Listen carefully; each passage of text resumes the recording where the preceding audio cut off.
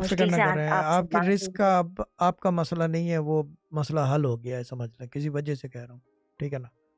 और जी, जी। दूसरी जी, जी, चीज़ ये है कि शुक्रिया ये सर, प्लस मैं बहुत ग्रुप में भी ध्यान जाएंगी और ये रिस्क ग्रुप में लाजमी जाएंगी, ड्रामा क्वीन।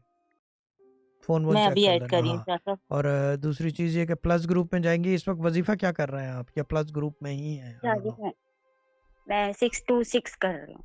ठीक है, इनको इनिशियली जो है ना अभी स्टार्ट करो 6 2 6 6। ऊपर का एक बसरी है, जी, बिस्मिल्लाह जो है 6 2 6 6।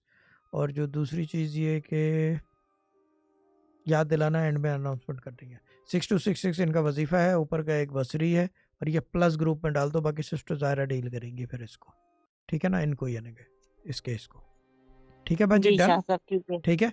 और जी ड्रामा मैं क्वीन, डन। मुझे जैसे जी उनकी अपडेट दोगे ना, एक वो जो आपके जी डाकखाने से आ गई थी, इनकी जी भी जी एक जी। अपडेट दे देना जी मुझे महीने सॉरी बाद, बाजी। खैर खबर के हो क्या रहा है।